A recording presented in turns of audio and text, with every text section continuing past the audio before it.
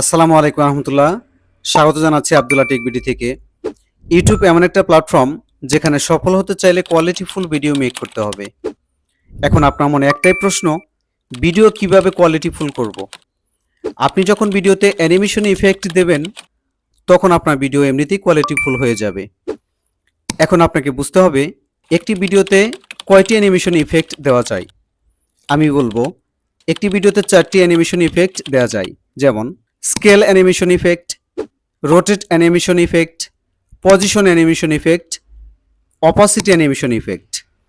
একটি ভিডিওতে এই মোট 4টি অ্যানিমেশন ইফেক্ট দেওয়া যায়। এখন আপনাকে বুঝতে হবে কোন ইফেক্ট কি কাজে ব্যবহার করা হয়। স্কেল অ্যানিমেশন একটি টেক্সট বা ইমেজকে ছোট বড় করার জন্য ব্যবহার করা হয়। রোটেট অ্যানিমেশন একটি টেক্সট বা ইমেজকে ঘোরানোর জন্য ব্যবহার করা হয়। পজিশন অ্যানিমেশন একটি টেক্সট বা ইমেজকে সঠিক জায়গায় স্থাপন করার জন্য ব্যবহার করা হয়।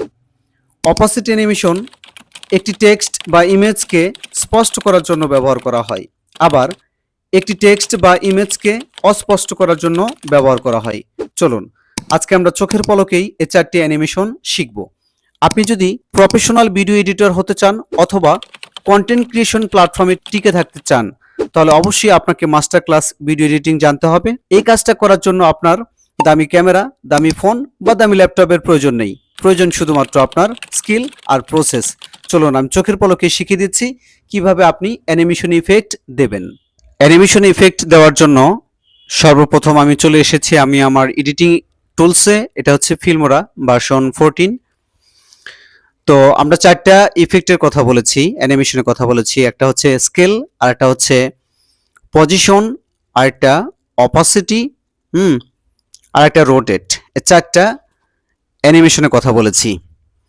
তো 4টা অ্যানিমেশনের জন্য আমরা আগে স্টক মিডিয়া থেকে একটা ব্যাকগ্রাউন্ড অ্যাড করব, তারপর আমরা আস্তে আস্তে কাজ শুরু করব। তো সর্বপ্রথম আমি একটা ব্যাকগ্রাউন্ড আমি আমার টাইমলাইনে অ্যাড করলাম। অর্থাৎ এই 4টা ইফেক্ট একটি ভিডিওতে কিভাবে দেওয়া যায়, কিভাবে দেওয়া সম্ভব হয়, সেই কাজটাই আমরা বুঝিয়ে দিচ্ছি। আপনি চাইলে এই কাজটা একটা ইমেজ দিয়ে করতে পারেন, চাইলে একটা টেক্সট দিয়েও করতে পারেন। এটা নিতান্তই আপনার ইচ্ছা।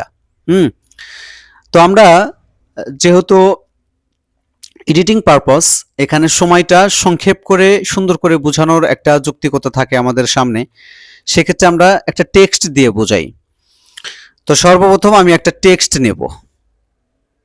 আমি একটা টেক্সট নিয়ে নিলাম। বাস, যতটুকু আমি ব্যাকগ্রাউন্ড রেখেছি ততটুকু লেয়ারেই আমি আমার টেক্সটটা রেখেছি।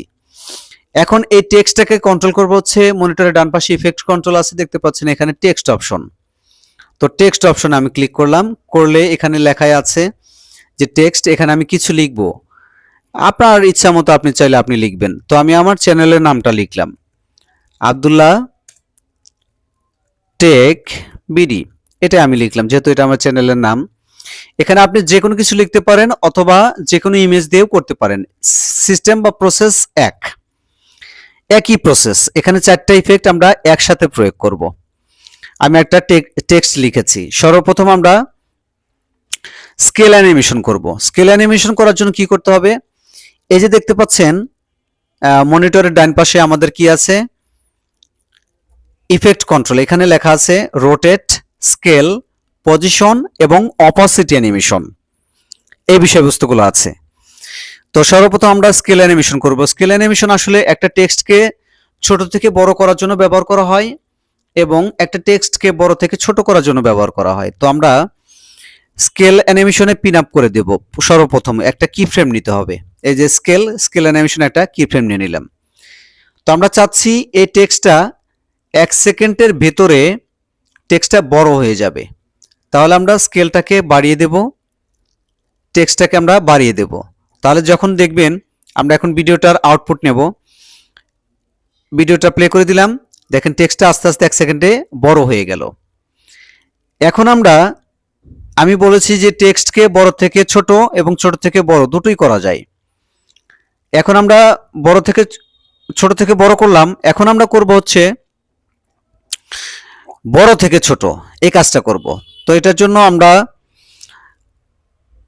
কি ফ্রেম তো নেওয়াই আছে, কি ফ্রেম চাইলে আপনি আবার নতুন করে নিতে পারেন, সেটা আপনার একান্ত ইচ্ছা। এখন এই যে টেক্সটটা আমরা নিয়েছি, হ্যাঁ, এই টেক্সটটাকে আমরা কি করব, আমরা এখন করেছি হচ্ছে স্কেল অ্যানিমেশন, এখন আমরা করব হচ্ছে রোটেট অ্যানিমেশন। তো রোটেট অ্যানিমেশনটা কিভাবে করব আমরা সুন্দর করে সুন্দর প্রসেসের মাধ্যমে বুঝিয়ে দেওয়ার চেষ্টা করছি। এই যে রোটেট অ্যানিমেশন, এটা করার জন্য এটা হচ্ছে একটা টেক্সট বা ইমেজকে ঘোরানোর জন্য ব্যবহার করা হয়, যে কথাটা আমরা ভিডিও এডিটিং এর আগেই বলেছি, স্টার্টিং পয়েন্টে বলেছি। তো আমরা রোটেটের একটা কি ফ্রেম নেব, একটা কি ফ্রেমে আমি নিয়ে নিলাম। আমরা চাচ্ছি 2 সেকেন্ডের ভেতরে, এখানে কত আছে 2 সেকেন্ড, এখান থেকে 4 সেকেন্ড, অর্থাৎ 2 সেকেন্ডের ভেতরে এই টেক্সটটা একবার ঘুরে উঠবে। আমি টেক্সটটাকে জাস্ট একটু ঘুরিয়ে দিলাম, বাস। সর্বপ্রথম কি করেছি, আমরা রোটেটের একটা কিফ্রেম নিয়েছি। এখন এই যে রোটেট অ্যানিমেশন, এই রোটেটের বক্সে মাউসটা রেখে ডান দিকে টান দিলেই এক পাক ঘুরে উঠবে। তো আমরা এখন এই ভিডিওটার আউটপুট নেব। সর্বপ্রথম টেক্সটটা বড় হয়ে যাবে, যেটা আমরা স্কেল অ্যানিমেশন করেছিলাম, বড় হয়ে গেল। আবার রোটেট অ্যানিমেশন করলাম, রোটেট অ্যানিমেশন করার যে আউটপুট সেটা আমরা একটু দেখব। টেক্সটটা 2 সেকেন্ডের ভেতরে ঘুরে উঠলো, কারণ আমরা রোটেট অ্যানিমেশন করেছি। এটা হচ্ছে রোটেট অ্যানিমেশন।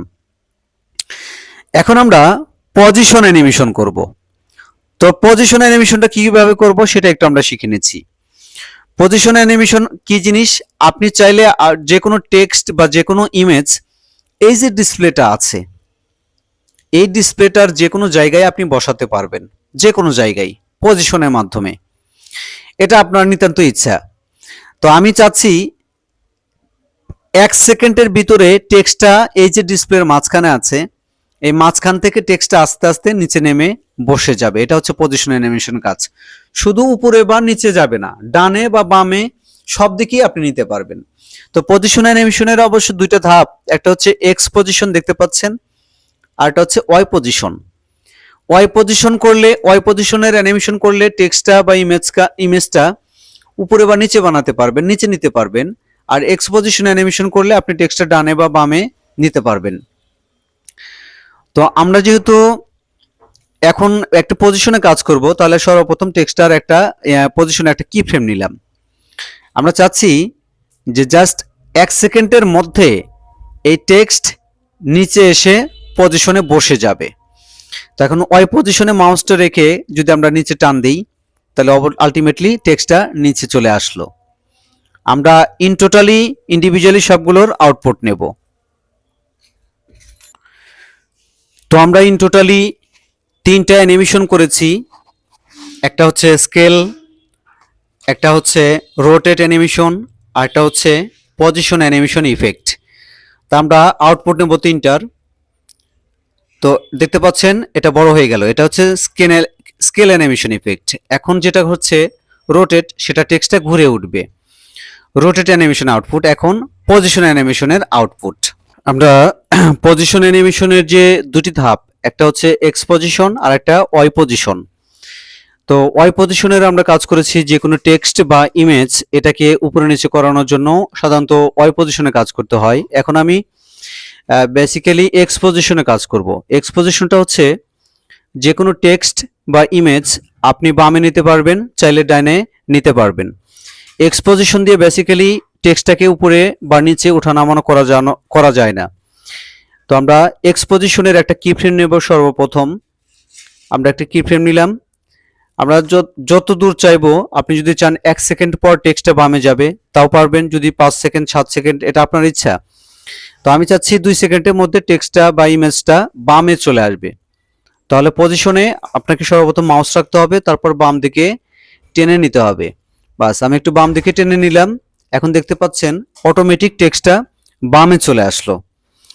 তো এখন আমি যদি চাই যে টেক্সটটাকে বা ইমেজটাকে নিচে নিয়ে আসবো, তাহলে আমরা ওয়াই পজিশনে কাজ করব। ওয়াই পজিশনে কাজ করলে আমরা সবকিছু করতে পারবো। তো আমরা মোটামুটি এখানে 3টা অ্যানিমেশনের ইফেক্ট দিয়েছি, একটা হচ্ছে স্কেল, আরটা হচ্ছে রোটেট অ্যানিমেশন, আরটা হচ্ছে পজিশন অ্যানিমেশন। পজিশন অ্যানিমেশনের বেসিক্যালি দুইটা ধাপ একত্রে আমি ইফেক্ট করে দিয়েছি। একটা হচ্ছে এক্সপোজিশন আর একটা হচ্ছে ওয়াই পজিশন।